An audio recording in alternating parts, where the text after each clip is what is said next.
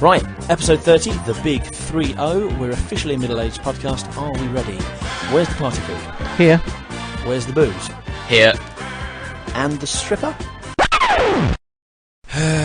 Here.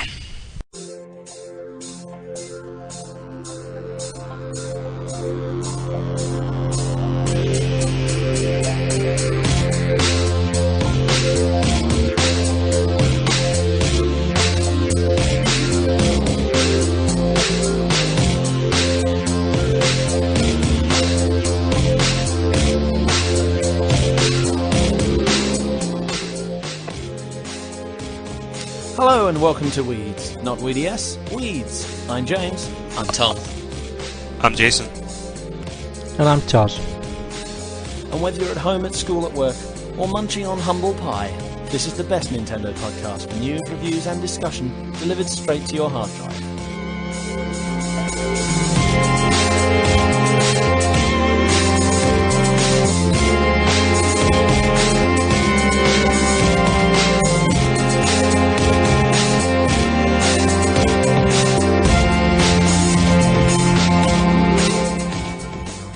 You're listening to the Weeds Podcast, episode 30, recorded on Tuesday the 18th of September 2007.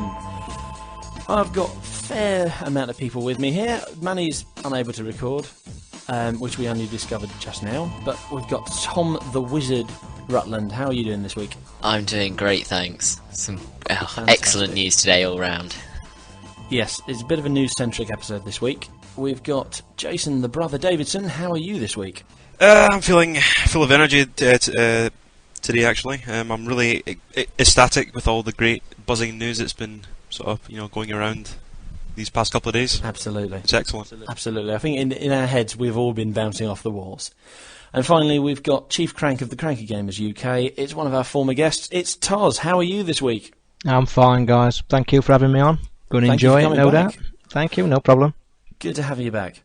We've got a rather special episode for you this week. Coming up, we have the hottest Nintendo news stories of the last week and our accompanying discussion, followed by what we've been playing.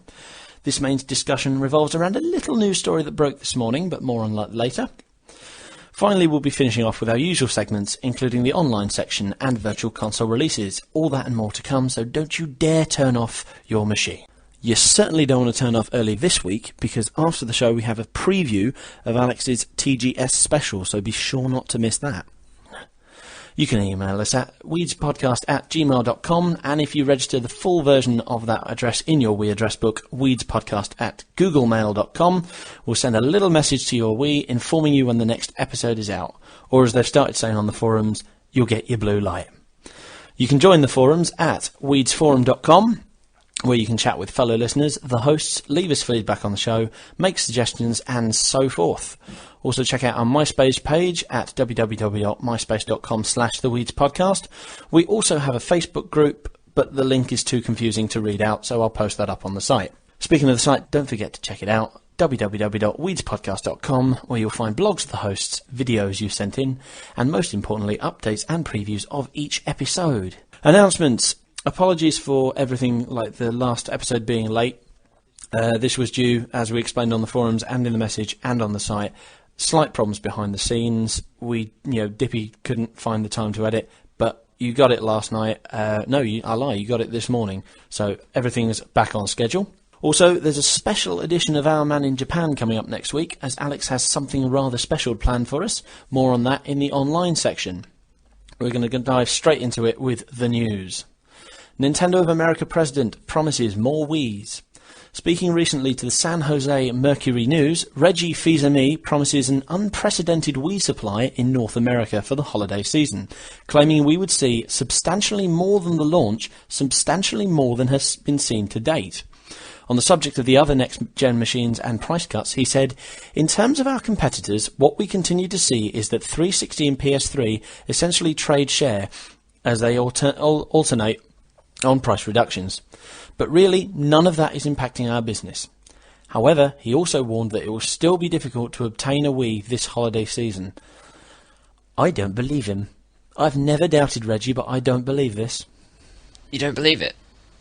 No. Why is this? This sounds to me This sounds to me like he's just saying, "Yeah, we're going to show you, we're going to put out a bigger supply than you've ever seen before," so that people believe him and go out looking. But he's also said it's still going to be difficult to obtain a Wii.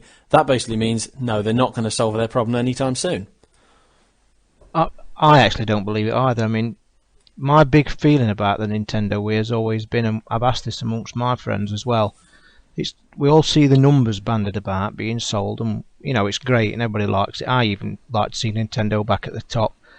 But I asked this question, and I've asked it many times: how can they give the numbers that they're saying they've sold when you still can't buy one in the shops, and you haven't been able to buy them in the shops for a long time? Well, I think that this is part of their strategy, because they launched it at Christmas last year, and that everyone's like, the must-have present last year was a Wii. In the UK and America, and although obviously not everybody got one because the supply was small, I do believe him, because I think the reason we might have had small stock so far is so that they've been, as if you got pocket money, you got £10 a month and you put away £5 to save and spent £5. It's the equivalent of that. They've been putting some away every month, but letting some out into the stores. And I think it could be true, because it would be stupid of them not to have enough for the holiday season, because every one they make for the holiday season, in my opinion, they're going to sell. But how have they then got the numbers that they're banding about still, that's supposedly taking them to number one? It don't add up to me. It doesn't. It is quite suspicious. I mean, the demand is still there, and this is what's been impressive about Wii. The demand has been fairly consistent throughout the year, regardless of holiday seasons. It's been consistent throughout the year.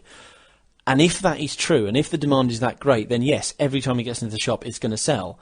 But because that's completely new for the games industry, because we've never had a console that sells out the second it gets into the shops all the year round, a number of us are sceptical.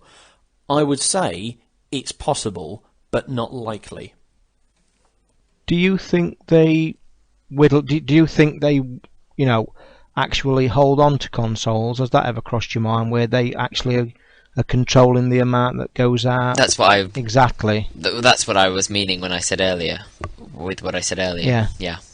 That they're more than likely controlling it to how they suit it, just to keep it on top. Oh, because definitely. That's crossed my mind as well. I certainly believe that, and I remember everyone was speculating that towards the end of the financial year, because they believed that because they'd already met their targets long before the financial year ended, despite only having 3 months between December and March. Everyone thought, well, they've hidden it back, so they've held it back to make sure they meet their targets. But then, if that's true, there's no excuse for them now to hold back. No. I don't understand targets and finance and all that, all business and all that, but it seems to me, if you're going to exceed your targets, you may as well do so. If you're going to sell more than you planned, don't hold back and save some for later on. Just go and do it. Exactly, because no matter what they're saying about holding back or bringing so many out when, there comes a point, no matter what the cost or how good it is, there comes a point, and I think we all can be guilty of this, where we'll move, people will move on. Do you know what I mean? People will move on and think, I'm not waiting anymore for a Wii. I'll go and buy a 360 or whatever, or I'll buy a DS for each of the kids or whatever. It's all right saying that they're holding on or filtering it. It can be a dangerous game they're playing, if indeed that's the game they are playing. Yeah, Toz. I mean, I just want to say that it is possible that that they could be doing something behind the scenes that we don't know about, and we can all sit here and we can all speculate about our own theories about about what it actually is and what they're actually doing behind the scenes. But one of the other possibilities is that a more realistic view from my point of view is that it could just be a manufacturing problem, because there was a small piece of information came from Fizame's mouth, from Reggie's mouth, that he stated something along the lines of that some certain specific components of the Wii itself was very short-handed in terms of stock to build Wiis basically. And I mean obviously they've got a lot more money now, and I'm just thinking, and I'm sure you're thinking, and then I think everybody's thinking, you know, how can they be so short on Wii's? And then of course Toz is thinking, oh, maybe they're holding back Wii's to try and keep the momentum going of the whole, you know, the Wii phenomenon, and that's a possibility. But I don't think they're that shrewd. I just think that's a little bit far-fetched. I mean, to begin with, I kind of believed it, but now I think, because, I mean, why do it now when they're so far ahead of the game and they're being so successful and it's still continuing constantly? I can't understand it. So to me, in my opinion, I do agree with you, Toz, but in other ways, I'm kind of going on the other sense that there could be some sort of, there still could be some sort of problem with some of the components of the actual console itself that they're trying to market, you know, to build the consoles. But just my final point on that is, if that's the case, then how can they have these numbers being at the top? It just don't add up. The maths don't add up. If there's a problem with the machine, or if they're holding back or whatever, they should not be where they are and quoting the numbers that they're quoting. It just seems very, very, very strange to me. Yeah, well, maybe they're actually, I mean, maybe they did hold back to begin with, perhaps, and then they kind of, you know, and after all that stock that they had, you know, held and then let go to all the other countries, and now they've came to the point where they're actually really, really genuinely short-handed of Wii's, you know, to give out to, you know, certain parts of different countries, you know, to stock shops.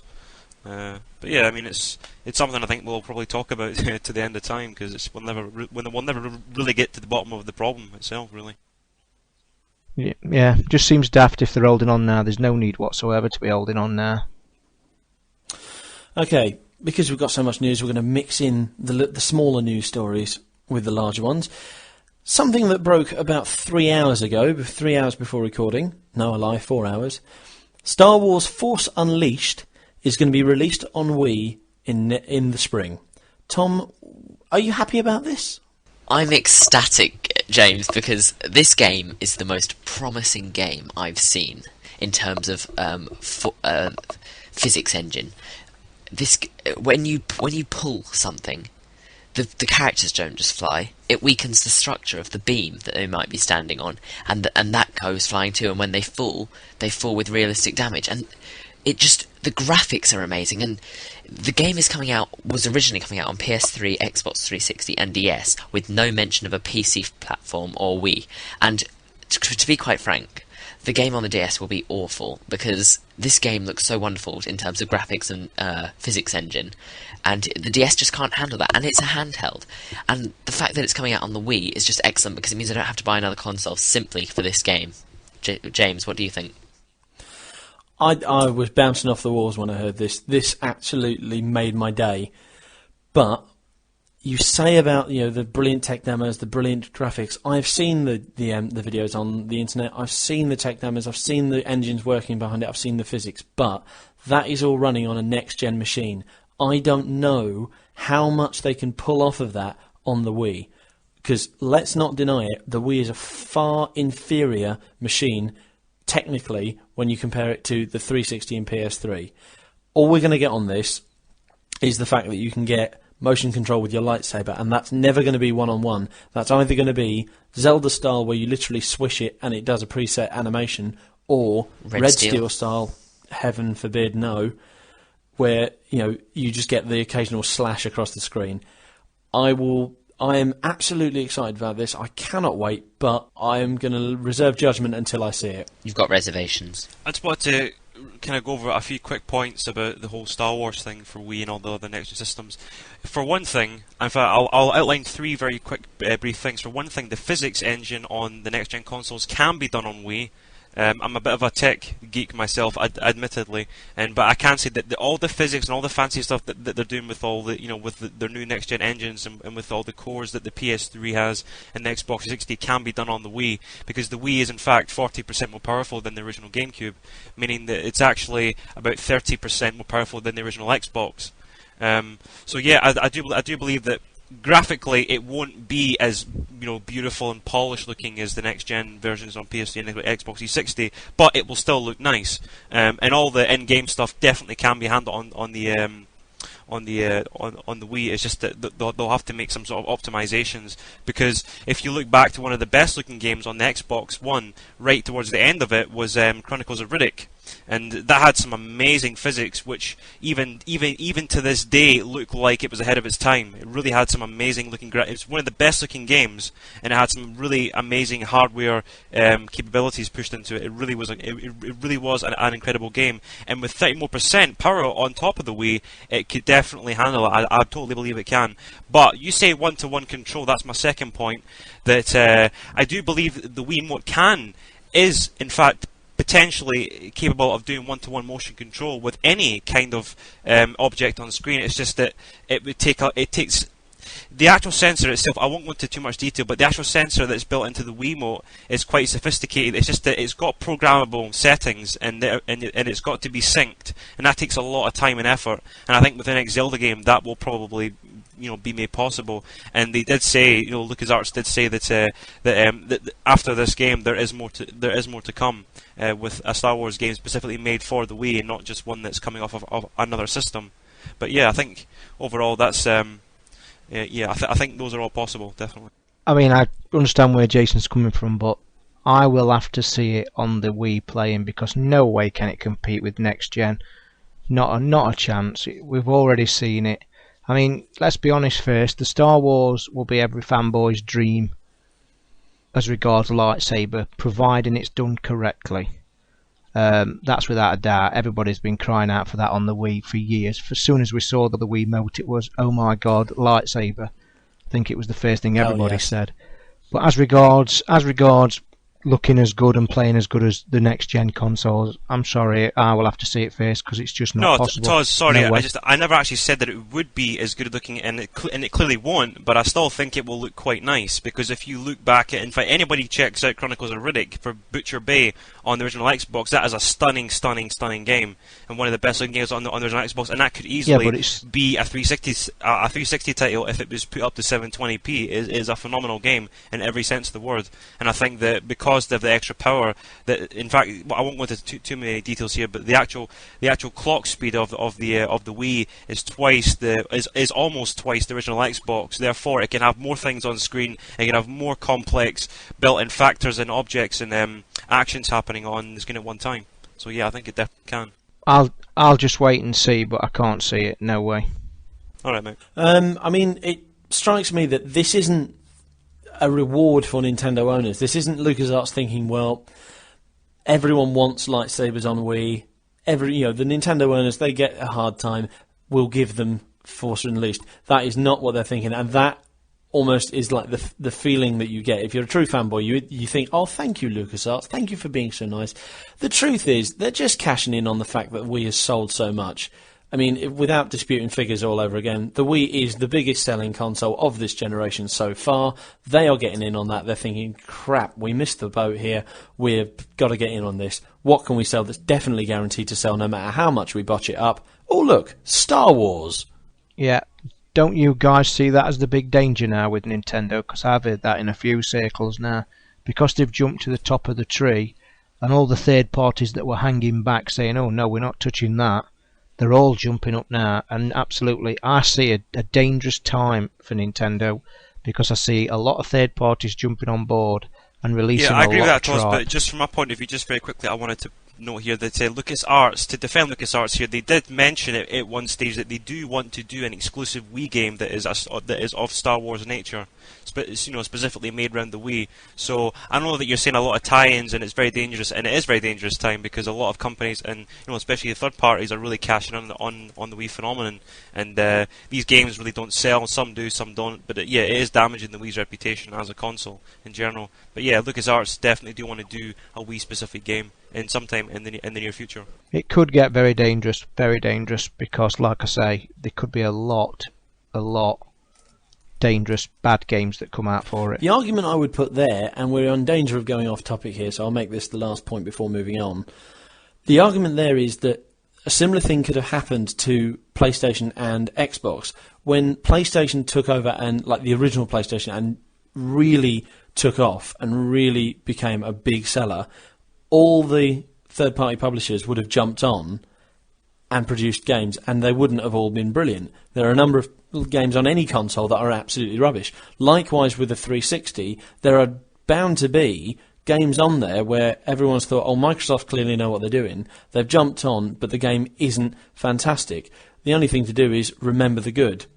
The good titles are out there. Yeah, very true. Harrison bows out. George Harrison, Nintendo's North American Vice President of Marketing, has confirmed that he will leave the company at the end of the year. His decision to leave the company was first heard as rumours circulated around Nintendo's move from Washington to New York and San Francisco. Speaking to Reuters, he said, "I have confirmed to all employees that I will be leaving at the end of December and not making the move to California." Now, we've seen this coming for a long time. We've known about the cutbacks over there. I think they were in danger of losing 60% of the staff. We knew that Harrison was going to be one of them, but it was finally confirmed this week. He's gone.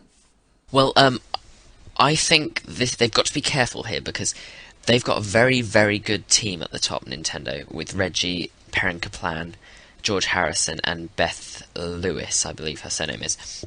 And Llewellyn, sorry. And they can't afford to lose too many of them. I'm sure there are many people who are just as capable, but these are well-known names in the industry, and they're very, very good at what they do, especially Reggie. The rumours were that Perrin Kaplan and Beth Llewellyn would also leave when these rumours surfaced several months ago, but they have not made a statement yet. I don't think it's going to be a good thing for Nintendo if more of them leave. I don't believe Reggie's name was included in the rumours originally, so that and I don't see why he wouldn't move as president of Nintendo of America, which is a rather comfy position, I might say. Yeah, I mean, the same thing's happening with Microsoft and Peter Moore, so it may not be a dangerous thing, because I think Microsoft will go on without Peter Moore, and some say that he held the whole Microsoft gaming system together, so it shouldn't be a problem. They always replace people at the top. Yeah, it goes back to our conversation about Shigsy a couple of weeks back. How important can one man be to the company? And now, obviously, this is going to affect how things are run over there, but is it like a world-ending change, or is it simply just a transition into a new era for Nintendo? Iwata promises more surprises. Nintendo President Satoru Iwata has said that the key to attracting new gaming audience is to surprise them with new entertainment ideas. While discussing how Nintendo could do the easy by creating great products and sequels to its more popular games, Iwata said it wouldn't necessarily mean reaching new customers. "Our mission is to surprise people in a good way, and this became very clear as we made Nintendo DS and Wii. You can't open up a new market of customers if you can't surprise them," he said. "Even if we make great products, if the number of new customers doesn't increase, it won't reach new people. That was clear to us, so doing the easy was not an option." He did admit that if the Wii and DS wasn't currently enjoying their success, Nintendo would depend on safer sequels to make their money. "I think we can say we won't do the easy because we are currently making profit. If we were having a hard time, maybe we will choose the easy so that we can make profit for certain." On the subject of sequels, he said that simply adding polish and a few extra features wasn't the way to deliver new entertainment experiences.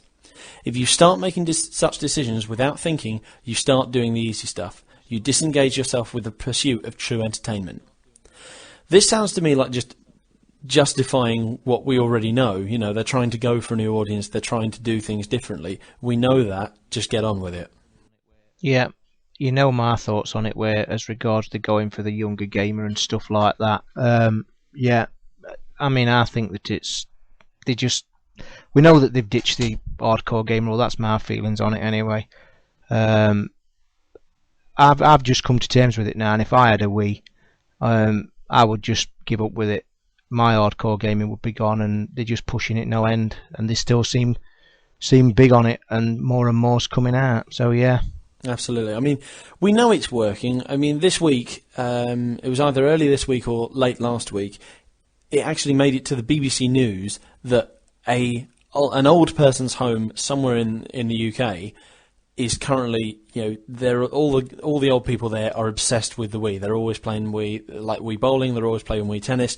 Now, granted, that was just one of those human interest stories to pad out the news, but you don't often get video games in the national media. In that sense, it's still not as mainstream as things like film and TV and music. But the Nintendo Wii did get into the BBC News for this, so we know that they're doing it. We know what they're doing. We know that they're achieving it. Just get on and do it, please. Do you guys still think that they are heading down the road of, the so-called mummy gamer, children gamer, or are you guys happy that they're still heading to help you, more older gamer out? I personally think they're neither one nor the other yet. I think they're essentially balancing on a very tight tightrope. They're trying to encourage more casual gamers, more alpha mums, more old people to join in, more parents and children stuff. But they are catering for the hardcore. It's not like they're ignoring them completely. We're just not getting treated as much as we used to. It's no different to if you're the older child and the younger sibling comes in. If you get a younger sibling, all the attention is going to go on them because they're new. They don't know. They're new to life. They don't know what they're doing. We're going to feel a little left out. Once things balance out, we may well feel like a sibling-like bond with the casual gamers. So I think essentially they're just striking a balance at the moment, and they haven't perfected it yet. But that's because they're working on the casual audience first. Yeah, I just go back to the beginning when I first had my Wii on release day. They promised so much, and at the minute, still to me that they're not delivering for my type of gaming. Anyway, I've no problem with them what they're doing. If that's what they want to do, get on with it. But I don't think they should have promised what they was offering. They should have, basically they promised real big games at the beginning, and I just think that they've still not done it. I see. The problem is, Toz, is that one thing that I've really got to sort of kind of push up here is that the fact is that they never actually promised, they never actually gave out specific dates of when these games were going to release, like Metroid Prime 3, Super Mario Galaxy, and so forth. These games were shown with the Wii's launch, and the upcoming weeks to when the Wii was being launched, but they never actually said that these games are coming out the next month or two after the Wii's launch. They said that they are on the way, or they'll be done. No, as and when they're done, they will be released. Yeah, we know they didn't give specific dates, but you know it and I know it. We all bought a Wii, and our generation, or I certainly did, with all the little videos that we saw of the brilliant games that were coming out. And bar Metroid that's just come out recently, there has been no more. So to me, I think, yeah, they have broken promises, or at least they've taken a long, long time in delivering. And I still don't see anything past Mario. Still no news on a Star Fox. To me, they did promise a lot. That's why I bought my Wii, and it also the reason is why I got rid of it, because of the promise of, well, like I say, where's Mario still? But yeah. Yeah, well, I mean, I will admit to the degree that they did kind of mislead people a little bit with showing, because they did constantly show all their big titles, the previews all the time. They kept on repeating them over and over and over, especially when it came to E3. They were really, hyphing and jumping about them and saying stuff. But yeah, I do agree that they did kind of mislead, and of course that's one of the reasons why you bought your Wii, and you were kind of misled into the whole fact that and belief that you were going to get some of these games, very early on. But for me, being a long-time Nintendo fan, I knew, even though I thought these games did look nearly finished. To me, I knew to me, as soon as I seen Mario Galaxy, I knew the second I seen it, I thought this game isn't going to come out for another year. I just knew it, because Nintendo have always taken a long time with their games. I will admit they are very slow when it comes to developing games. And in some ways it's a bad thing. In some ways it's actually a good thing, because the quality of their games is so high. But yeah, it takes such a long time, and some people don't have the patience to wait, and I can totally agree with that, because I bought a 360, to fill in a lot of the time until the good games do eventually arrive. So yeah, I do believe that, from my point of view, that Nintendo are just quite slow when it comes to getting the games out. But that's just their philosophy. It's like they get it out when it's done. But let's be honest, and I think we all can be honest here, that we would have not still thought we'd have been waiting till 2008 until Mario when they shown it. I mean, basically, there was promise in it, and they're still not delivered, and they're still not going to, still not promised we're not going to get it till 2008. Has there even been a specific date yet? Yeah, they say that it's going to be early 2008. They say but between, like I say, I between mean, sort of February, March time. yeah, I mean, let's be honest. Like I say, I mean, God, we all, no way did we all think we'd still be waiting for Mario for 2008, which has got to be said is very, very poor. Well, to me, I will be honest and say that I was hoping that it will, for like many, many months ago, I was expecting it to come out this Christmas, because usually Mario games were released on Christmas. That was the big time, and a lot of big Nintendo games are always released. And for me, that's what I was expecting, but it's not going to quite happen, unfortunately. Originally, though, I thought, honest to God, when that Nintendo Wii came out on December the 8th, they was even pushing it for a Christmas release that year. That was the impression they gave a lot of people. Okay, we've got a lot of news to get through, so let's get on to the next one. Knights to have two-player mode. Sega has revealed that Knight's Journey of Dreams will feature two-player and network support at launch, although no main details have been revealed. According to Eurogamer.net, though, both will join the returning A-Life feature from the Saturn original, which lets you capture and manipulate the inhabitants of Nightopia, even combining them with Nightmarean enemies to create weird Mapians. Now, I've not played I've not played Knights before, so I may have got those terms wrong. Guys, are you excited about this? Well, me personally, I'm absolutely ecstatic, because I've got a Sega Saturn proudly sat under my Wii in one of my storage units, and I play it quite vigorously actually. And for Knights, is actually probably one of the best games on the Saturn, and one of the most underrated games of all time. So yeah, I mean, the moment I found out about it in NOM, like Nintendo Official Magazine, that there was a sequel coming, I was just so pleased. But then when I found that it was Team Sonic, I was like, oh, hold on a minute, this isn't quite good. Team Sonic haven't been making great games for the past couple of years. But from the footage that we've seen so far, it does look like they're actually, actually the original creator of the game has actually came back into Sonic Team, and he's taken over the entire project. So to me, that's actually made me quite kind of, reassured that the game will be of a high standard, and it will, pay tribute to the original game, and hopefully, do some new things. Yeah, I mean, I can vouch that Knights was a cracking game. I too had a Saturn, so if it does come out in all its glory, it'll be a good game, yeah. Okay. Last news story, just a little other news. Gamebryo, the engine behind Oblivion, has been released for Wii. This is just something I wanted to slip in because Bethesda has not ruled out the possibility of an Elder Scrolls game for the Wii, but they said that they'd have to do something completely different. Now that the engine's on Wii, I'd like to see a scaled-down version of Oblivion or a completely exclusive Elder Scrolls title, because I absolutely love those games. I don't know how you guys feel about them.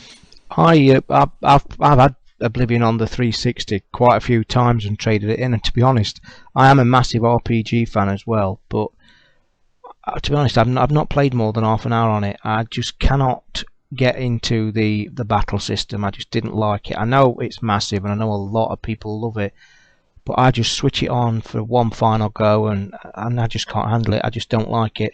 So it'll be good to see it come to the Wii, or a form of it. I don't know if they've got any very good RPGs yet, but it will be good if they can. Yeah. Okay, that was the news.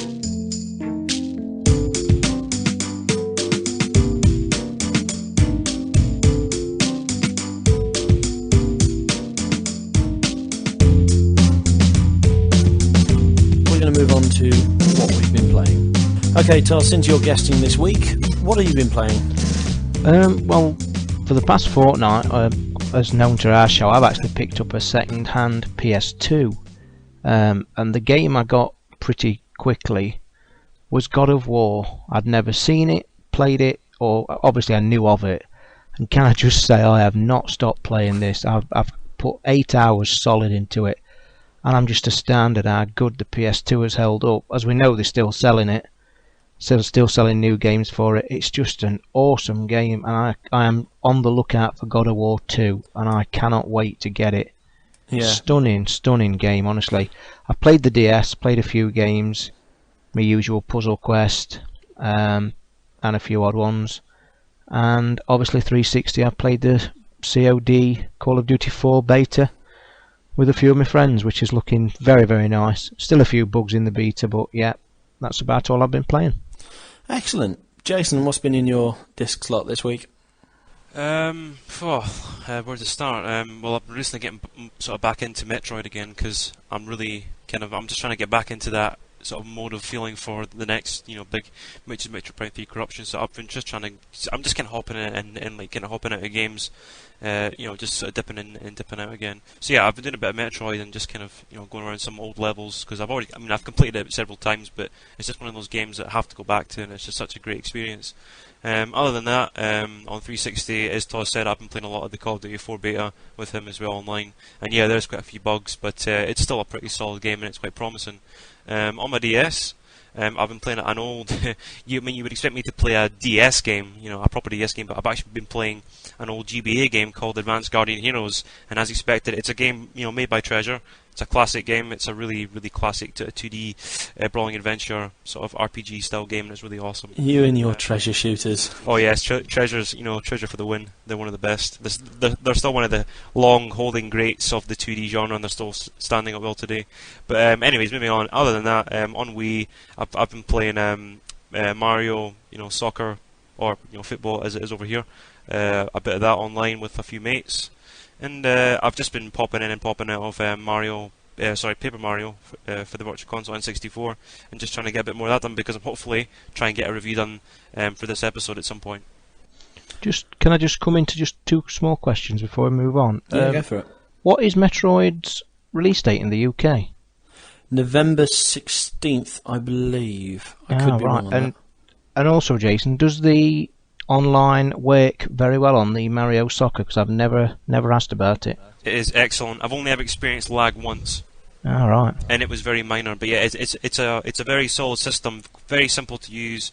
I mean, the only problem with it is that you've got it's got the Me friend codes thing, but once everybody's in, you can pretty much, in fact, even without the Me codes, you can randomly challenge people online like you can do with Xbox Live. That's good. And it's got like your little profile, like your name and your little Me. And yeah, I mean, I've only ever experienced like once, and it was only just for a little bit. And I think that was because it was a peak time, and as you know, and as I think everybody knows, internet can get quite slow in the afternoon between the times of say 6 to 9 o'clock, and that was when I was playing, and there was a bit of lag. But other than that, I've been playing it non-stop, and it's very consistent. Yeah, all right. I just heard it at the beginning. I had a few teething troubles. Just wondered if they'd sorted them out. That's all. Yeah, to begin with, there was a few problems. I couldn't get online for the first 2 days I had it, but after that, it's been playing perfectly ever since. All right.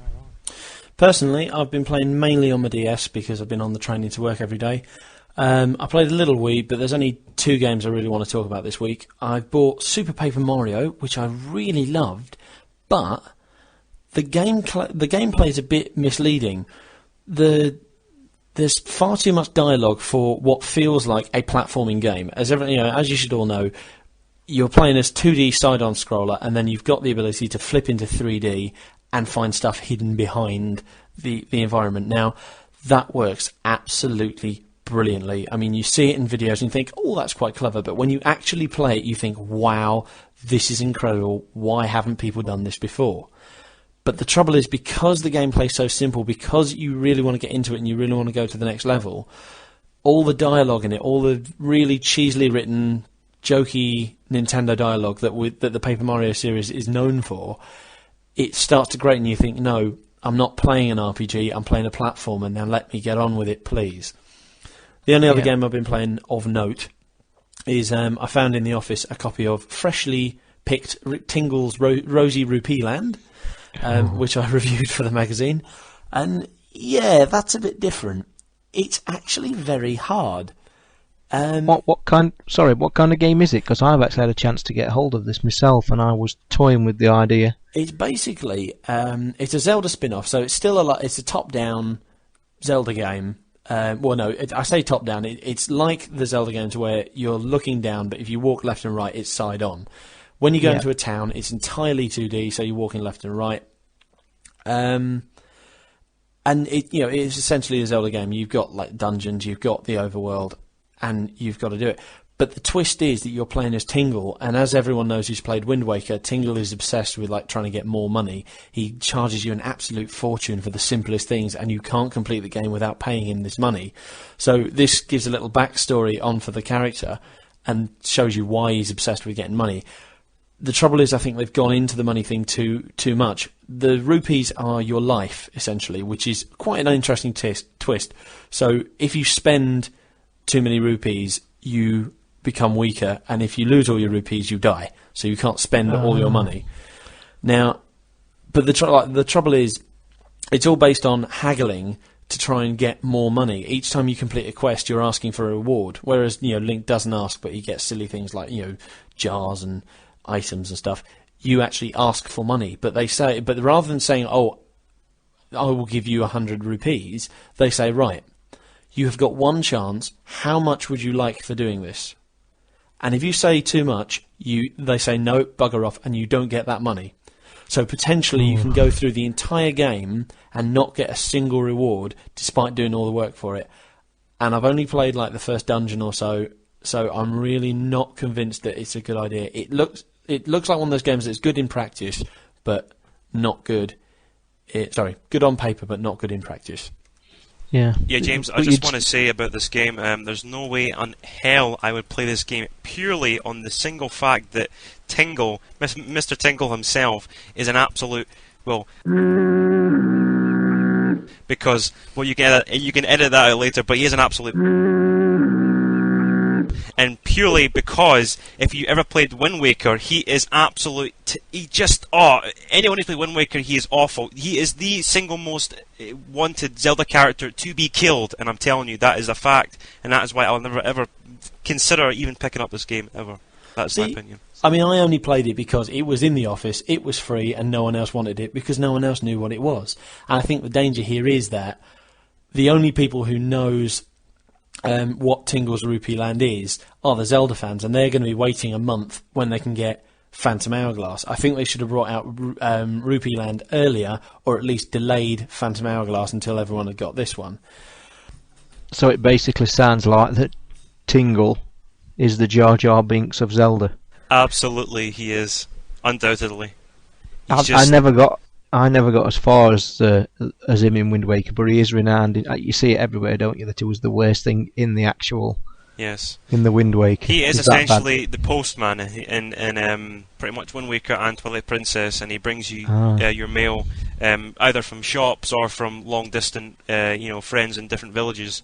And so that's his job, and occasionally he will charge you extortionate amounts of money for certain things, and it's just unbelievable the amount of money, and it takes so long to gather all these rupees, and he just takes them off you for the crappiest little item that you need to do one thing within the game, and that is it. That is why he's an absolute bastard. He wasn't as bad in Twilight Princess, though, was he? No, he's actually worse than Twilight Princess. Oh, right. Yes, he gets worse. I must have not got that far, because I actually didn't finish Twilight Princess where I'd got my Wii. So. Oh, see, yeah, but he is terrible. He's just. I think every Zelda fan would tell you, and anybody that's on the forums, please, talk about this, because he is he is a god awful character that should be shot, and I don't know why Nintendo continue to have him. He's good from the fact that they need someone to give you mail, and it works like that. But in the old Zelda games, like A Link to the Past and Ocarina of Time, you had a place that stored your mail, not some douchebag that came up to you and, "Oh yeah, I'll give you this bit of mail for 1,000 rupees," and it's like, hand it over, and it's like, no, I want to keep my rupees. I've just spent like friggin' 2 hours trying to save up these damn things, chopping down the grass. I'm not giving you my rupees.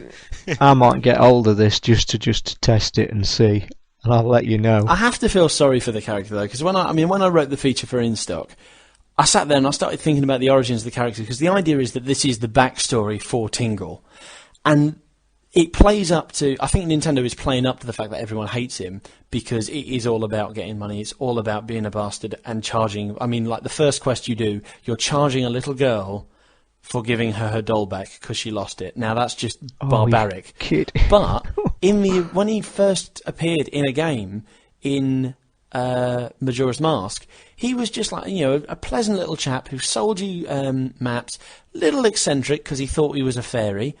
And he was just this harmless oddity. He wasn't a robbing bastard. Yes, he was a hippie, to be more precise, basically, exactly. in a sense.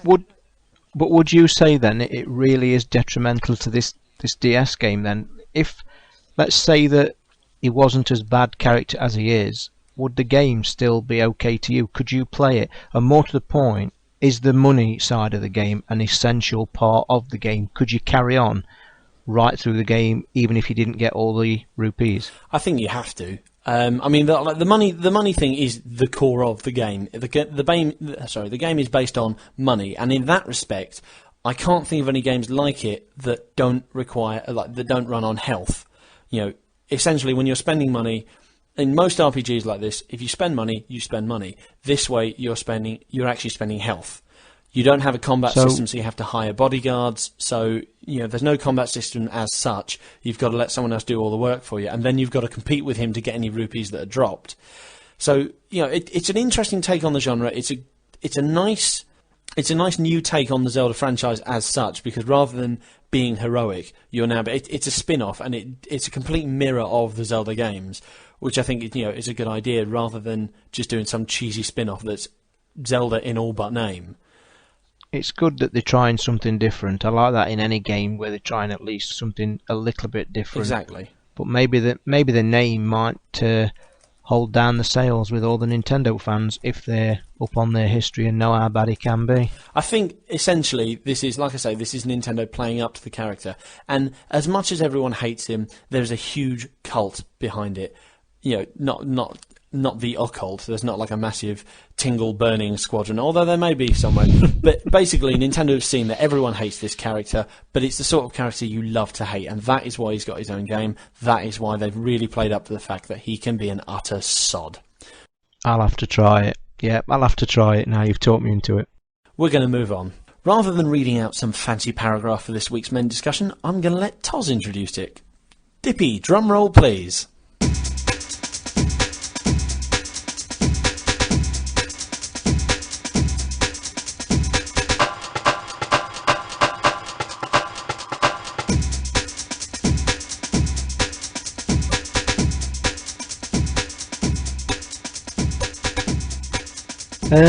Yeah, right.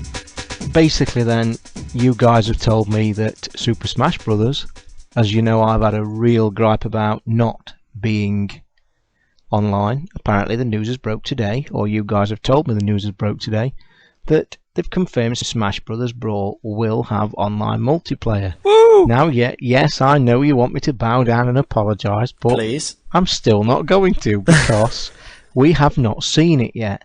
Whether it works, you all know my technical thoughts on why fighters don't work, and it's still a true fact. That's why there really are rare games on there as regards that, because the latency's really got to be handled correctly. We know that the technology is moving on and they are getting close.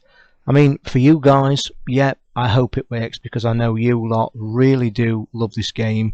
I've never been a Smash Brothers fan on any Nintendo, and I've had all Nintendos. It's never been my cup of tea. Don't like them, but I hope for your guys' sake it does work. It's great that they're trying it, but you know my deep thoughts about online and Nintendo.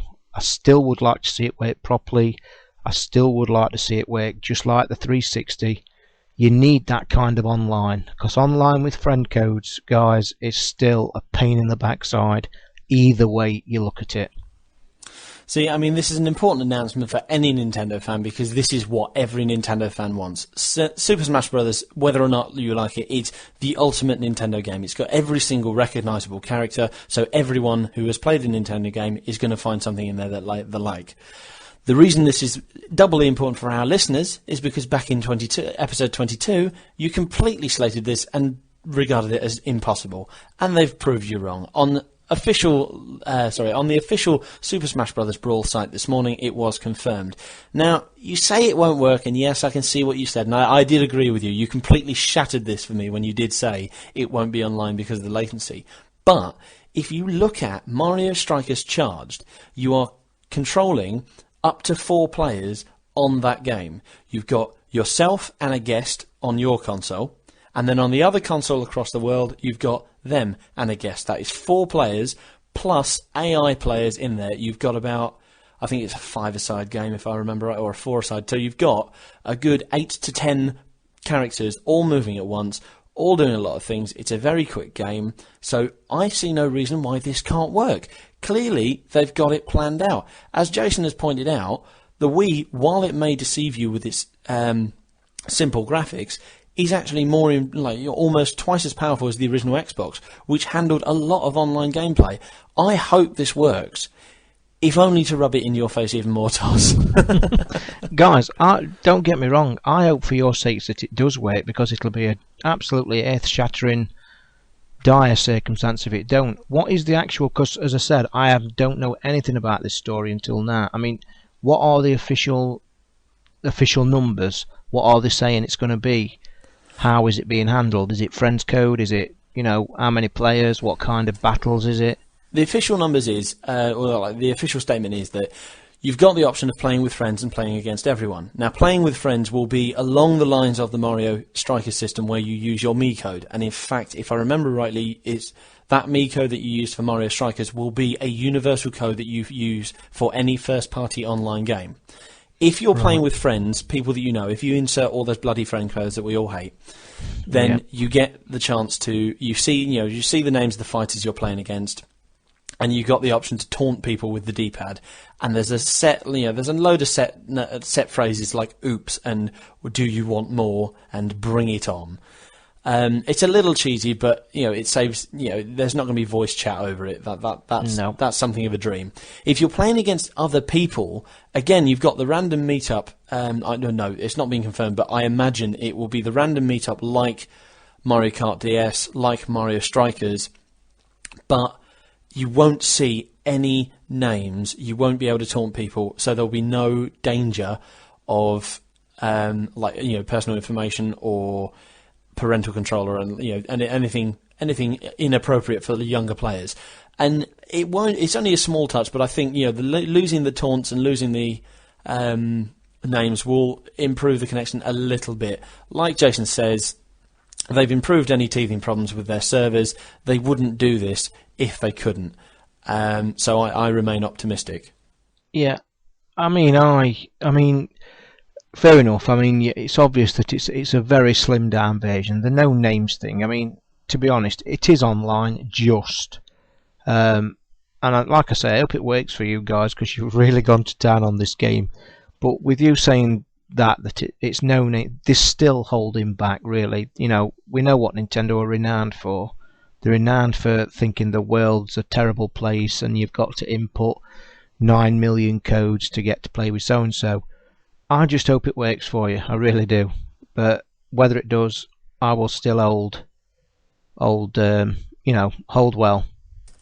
I think the thing that really impressed me, which is a really silly point, I mean, obviously once I got over the initial wow factor of the fact that this is going to be online, the thing that really struck me was the parental control, i.e. no names when you're playing against strangers, simply because as someone's, I think it was Destructoid.com or Kotaku or one of them, did a post that why friend codes are so awesome, and as soon as you click on the link, it reveals a picture of someone playing against, someone ready to play someone online, and the player's name is something like "suck my."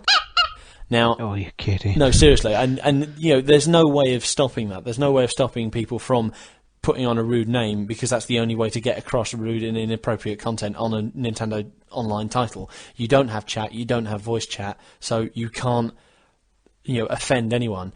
I think it's a sensible move, and I'd like to see that carry on in other other first-party online titles. I think the importance of this is because it's a bigger title than Mario Strikers. Mario Strikers is very much a niche title. It's very much something that only a few people really tried. It had the big deal of being the first online title to come out over here. I imagine that was because if they'd released it after something like this or Mario Kart, it wouldn't have sold. This is going to be the milestone. Mario Strikers was essentially the tester. This is going to be the milestone that tests whether or not we can handle online, and hopefully it will.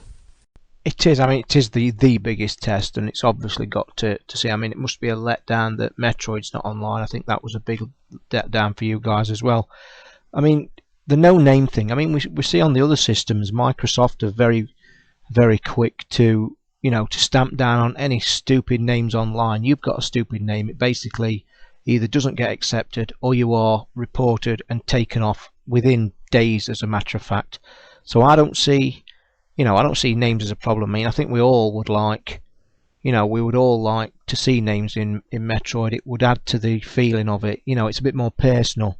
I mean, when you're just basically battling the other side with no name or anything, for all you know, you could be battling the AI. Absolutely. And you wouldn't know any difference. I mean, I know that you guys are really excited about it, but I still think it's a very slim attempt at online. I do hope it works for you, and I think I'll reserve judgment, because it's a very hard thing to do, online stuff, as PlayStation, as PS3 are well still trying to learn. And with Nintendo trying the biggest of them all, a fighting game, it's going to be a big test. But the game thing, yeah, it is still a little bit sad that they can't do that, because the others handle it well, but I hope it works. Yeah, I just wanted to say one last thing, nothing to do with what the discussion was there, but about one little thing about Brawl that I thought that no other game has actually done yet, as to do with online and whatnot. As you're as you're connecting to an online match, whether it be via your friends or via just random people, you can actually practice as it's counting into the connection. And it says, please wait a moment. You can actually, with whatever character you've chosen, you can actually practice your skills in this little like blanked out arena with a sandbag, and just kind of tighten up your skills. And it's just that idea that you're allowed to, that you have something to do, and that you can just kind of, just sort of take out your skills before you go into the game.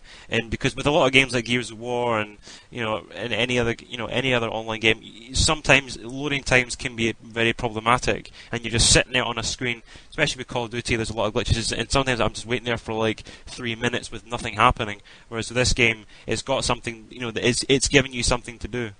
So yeah, it just kind of kills time. Firstly though, Call of Duty is a beta, so there's nothing that can be compared to that anyway. We know that's a beta, and that cannot change. There's bound to be mistakes, but I still come back to the fact that having no name of your opponent in a fighting game, or not having any chat system or anything, seriously, I think you will get bored of it pretty quickly. And I think that if that is the case in the online section, I think after a few fights of just fighting somebody across the room and not knowing who it is or what they're saying or what they're doing, I think it'll get extremely boring. I really do, because online is about taunting, is about having fun, and let's be honest, it's about communication. That's why we have friends online. That's why we play online. It's great fun. But just to stand there and battle another thing, like I say, it could be the AI for all you know. But to be fair, that's the same with any Nintendo online title. I mean, Mario Strikers and Mario Kart, both of them are like Mario Kart DS, that is. Both of them, the only time you really see the other player's name is on the menu, and there's no doubt that they'll do this on Smash Brothers. Or no, like they said, there will be no names, but it's not going to be that different, because it's literally going to be no names on the menus either. Now, but like Mario Kart DS and Mario Strikers, there is no way of telling whether or not you're playing against the AI, except on Mario Kart when the are snaking. So, but then I would argue that is true of any online system. But perhaps not with Xbox Live when you've got actually voice chat. But unless you've got some form of interaction with the other people you're playing, either text chat or voice chat, there is no way of knowing that it's not AI. There's no way of knowing that those people are real people. So there is in most games, really. I mean, taking the Call of Duty beta as an example, if you're in a team in there, you can see all your teammates' names on the screen, as well as obviously chat. I mean, with this Metroid, there's absolutely no communication at all. You're saying there's no name. There is no. I mean, even with Mario Kart on the DS Online, you do get to see the names in the room before you start. Yeah. So there is a slight personal touch to it. But this Metroid this Smash Brothers to me sounds really. It could get boring. It might not. I mean, the personal battles may be great, the friend battles, but the actual online side with no personal touches, I just think it might get a little boring a little too quickly. True. I mean, going back to the fact that we've all said, I hope it works, there's going to be lag. They did actually say on the site, and this really plays up to you, Toz, they did actually said on the site, whoever writes that damn thing, however badly he does it, said it will be, like, there may be times when it's quite slow, there's no avoiding this, we can only apologise and promise that we're doing our best. It's basically saying, yeah, it's going to be slow, well, not slow as such, but there's going to be issues. Please be patient with it. But that, I think that's a good sign of honesty from Nintendo. I mean, other games will say, "Oh, no, our game is built to resist lag. There's no lag at all," and then you go on and there is lag. You're more annoyed with a company for saying that they've done their best to avoid lag and then finding it than you are with a company that said, "Well, there might be a few issues, but please try and enjoy it anyway." I mean, I would be quite forgiving personally. I'm definitely going to try this. I can't wait for it. I mean, we've been discussing this week actually a bit. I mean, lag online games is there on any game. The big point I make about lag is there are two game genres to me that you cannot have a single bit of lag, or if any, a tiny bit, and that are driving games and fighting games. They are instant reaction games. When you're playing things like first person, the lag can be handled because you have got a bit of catch up time, you have got a bit of room and space to breathe and maneuver. But driving games and fighting games have got to be instant and no lag at all, because your game could be over. You could crash, you could get hit, you could get knocked out and die purely because of lag. That therefore kills your entertainment stone dead. It's okay. I mean, if they've admitted already it's going to run slow, then would you put up with that in the long run? I mean, as I've said before and stated before, and it is a fact, fighting games are immensely difficult to handle online. Hopefully in the future they get round it, and with internet speeds getting faster by the day, one day probably they will be able to do it. But driving games, fighting games cannot have, to me, any lag at all, because it can severely interfere with your gameplay. Yeah, no, Toz, I mean, I can agree with that, and I mean, thinking back to when you talked about it on the previous episode that you were with us, at that point in time, I was really thinking on the same lines as James was thinking, because a lot of what you said made sense, with the latency issues, and animations not syncing up with what with what your character's doing. And that can be true to a point, but with such a high success rate with Miles Strikers, my point to you is that if it can handle something as intense and as fast-paced as that, then I really can't see, because in a lot of ways Miles Strikers is a bit of a beat-em-up in itself, because you punch and kick your opponents, and then you jump about and you do flips and you do all these crazy moves, and then you try and score a goal, and then you pass the ball about, and all these little complexities, and then of course when you try to use one of the special moves, you power it up and you shoot, and then you've got this thing where you've got to try and save the goals by using the Wiimote, and that's all implemented, and it all runs seamlessly. My point to you is that even though from what you said to me, a lot of what they're saying is, there will be times where it will probably jitter from time to time, depending on what time of the day it is, depending on how good your connection is, and of course the most important thing is depending on what part of the country or world you are, because they have said that if you're, say for example, if one person's in America and then one person's in Japan, then there will be huge problems. But if you're all in the same country, then there's a good chance that the connection will be very strong and will be quite reliable. Yeah, I agree. I mean, I agree with that, but there's a point here as well. As regards your Mario Strikers, it's maximum 8 players being controlled by people. If you don't know about online gaming anyway, the vast majority of your side of the battle or whatever you're playing is actually handled by your machine. Very little is actually handled by network traffic. Now, in a fighting game, the network traffic that's got to be handling it has got to be spot on. You cannot have a fraction of a second delay or latency or lag. Like I say, you get punched, you're knocked out, you're not even seeing it until you're back on the screen staring at the sky. Mario Strikers is like an ongoing game, like first person games is, and they can handle network traffic because there are a bit of delays. But driving and fighting games have got to be spot on. As the point about it's okay for them to say, if you're in one side of the country or the other, I mean, guys, what year we're living in, really? If they're saying that, I mean, the Xbox can handle online pretty good, and so can the PlayStation 3 when it gets going. And they don't say to you, if you're far away, it might not work. I just hope to God it works for Nintendo, because the fans are crying out for online, and the Smash Brothers wants to be massive for all of you. I hope it works. I just really does. For me, there's 2 important points here which I'd like to put across before we wrap up. First one is that This move came out of the blue. We were hoping that Smash Brothers was going to be online, but many of us were doubtful, mainly thanks to you, Taz. The important thing is that they've done it. It shows that Nintendo are a bit more optimistic about online. They're being a bit more adventurous than just attaching an online mode to the Mario Strikers.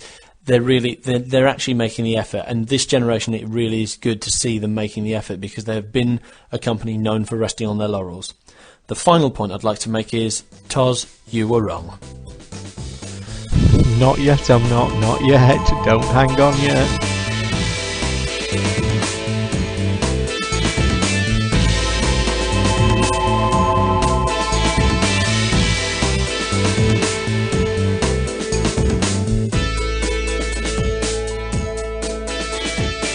That wraps up our main discussion. Now it's your turn. We want to know how you feel about Smash Brothers being online. Either email into the usual address, weedspodcast@gmail.com, post on the boards, weedsforum.com, or even better, record a short 2-minute MP3 with your views and send it in, and we will read and play the best ones out in a couple of weeks. We're going to move on to the online section.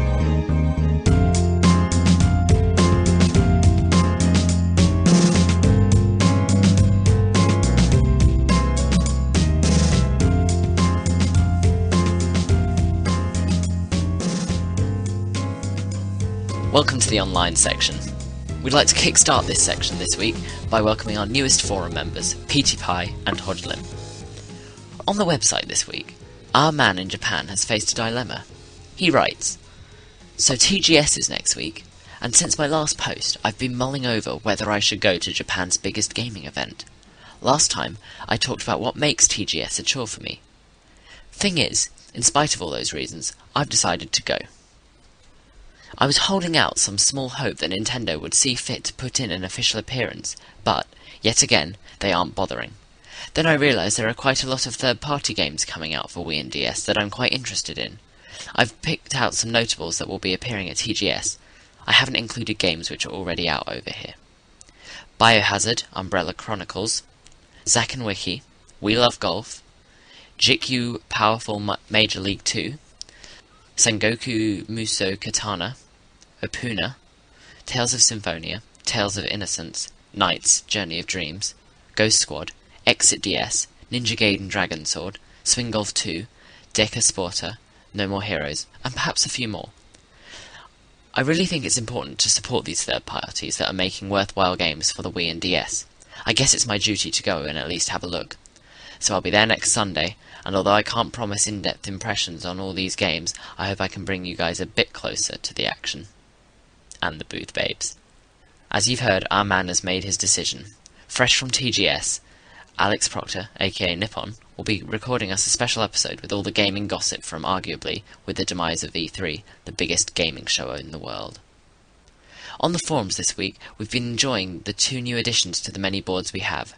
Gaming discussions, for an in-depth and more mature look at gaming, as well as the place to discuss non-Nintendo games and consoles. And Beyond Weeds, the place to discuss former and future Nintendo consoles. The topic I've chosen to discuss this week is gaming marathons. Everyone's had that time where they've played a game for hours, and hours, and hours. What game have you played for non-stop for the longest? I think for me, it must either be Majora's Mask or Twilight Princess. I played Majora's Mask on and off all day when I first got it, but I played a solid 6 hours of Twilight Princess when I got it. I would have played more, but I had to wait for my sister to go to bed. She only wanted to play Wii Sports on launch day. What about you guys? Email your gaming feats into the show.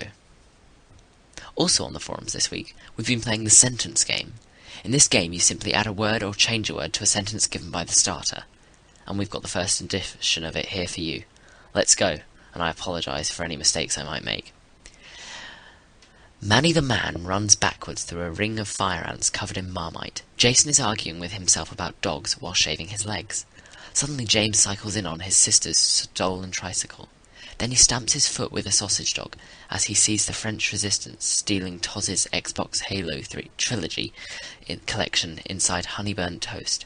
Tom, meanwhile, was licking his big toe whilst watching snuff videos of a fat woman dancing around a shrine to Hermione made of tofu covered with gravy. Dippy flies over the city on his leather wallet of magic Reggies. However, Batfink drops in with his wing of steel and karate kicks that old woman, who transforms into Megatron's laser beak, devastating bunnies throughout the galaxy. Who will be the hero? Who can know? And what will be Marty's Pokemon of the Millennium? And what colour is my underwear? Find out next time on the next thrilling adventure of the Weeds host. Interesting, to say the least. Well, that's it for this week. You can visit the forums on www.weedsforum.com. You can view our blog at www.weedspodcast.com, and you can email us at weedspodcast@gmail.com. That's WIIDSPODCAST@gmail.com. Back to the show.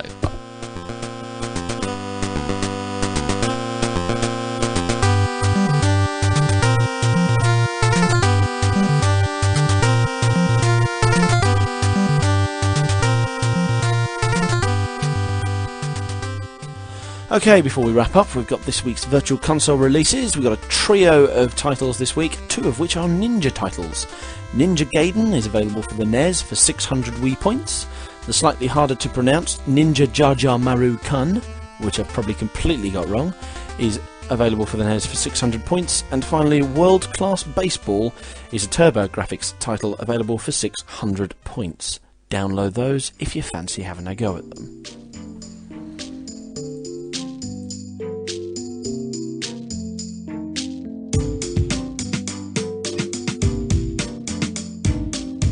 If you would like to get involved with the show, email the team at weedspodcast@gmail.com or come and make your suggestions at weedsforum.com. We'd love to have some Wii, Virtual Console or DS reviews, and if you've been lucky enough to playtest a game, let us know. We'd love to have a preview, and we might even have you on the show.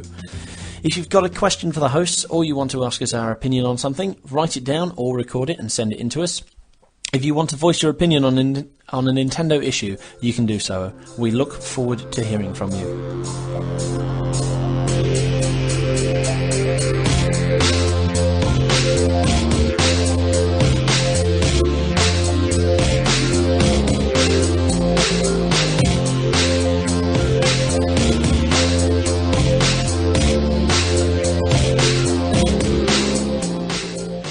Okay, thanks to you guys for listening. Don't forget to send in your views and keep an ear out for Alex's TGS special. I'm not going to be here next week, so I'll leave you in this lot's capable hands, and I'll see you in a fortnight. Goodbye, guys. Bye. Thanks for having me. Enjoyed it. See you, people.「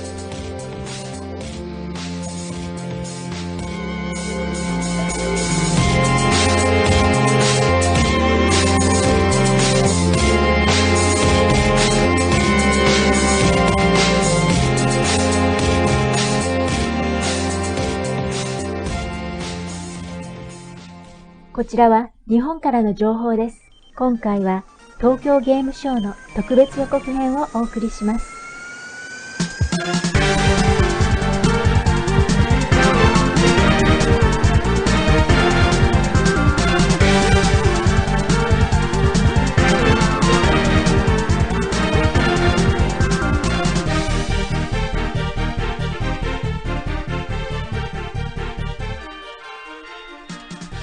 The 2007 Tokyo Game Show kicks off this week from the 20th to the 24th, and this week I'm going to give you a little teaser as to what to expect Nintendo-wise.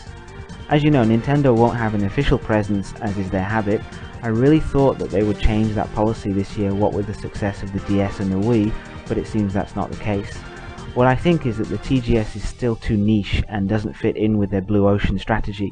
The main halls are pretty dark and there's cosplayers all over the place. It's very loud, and of course the competition cramps their style with their big guns and space marines. I think Nintendo will continue with their more intimate events, which I of course will try to get along to. Anyway, we still have a fairly decent selection of third-party titles to look forward to, and I hope I'll get a chance to have a closer look at them if I can brave the queues. The first game I really want to see is Zack and Wiki, as its title goes in English. This is an adventure game with a retro point-and-click style of gameplay. The graphics in this game are a love 'em or hate 'em style, but it's great to see this kind of game making a long-awaited return, and what better place than the Wii? The game is due for release here in October. If you're a Wii owner and you've never heard of No More Heroes, then you're probably a zombie. who owns a Wii. Anyway, this game is from Goichi Suda's Grasshopper manufacture. Suda51 is the guy who brought us Killer 7. They've been releasing infuriatingly short 12-second teasers over the past few days just to whip up the hype of this game. You play an assassin trying to become the top dog in town. As well as the unique graphical style and cheesy dialogue, a lot of people are excited about the lightsaber, the beam katana, wink wink, that the main character uses. No More Heroes hits the stores here this winter. I'm sure a lot of you are pretty sick of Wii Sports and are waiting for some more fully featured versions of the games it includes. We've already had a couple of golf games that for various reasons either didn't hit the mark or are a pain in the back nine to play. We Love Golf, published by Capcom and developed by Camelot, aims to go a fair way beyond previous efforts. I said a fair... Anyway, the name Camelot should set bells ringing, as they're the guys who brought you all your best loved Nintendo sports games, including Mario Golf and the excellent Hot Shots Golf on Sony systems. That fact alone gives the game an edge over any of its competitors. We Love Golf supposedly allows you to control draw, fade and backspin, and includes a variety of fun courses, so it should offer more than the Wii Sports flavour. We Love Golf tees off this winter. Koei is showing off its latest Wii game called Opuna at this year's show. Opuna is developed in association with trendy design studio Arte Piazza, who worked on the Dragon Quest series with Square Enix. Now this game is billed as a lifestyle RPG. Apparently grinding to infinity won't be part of this game.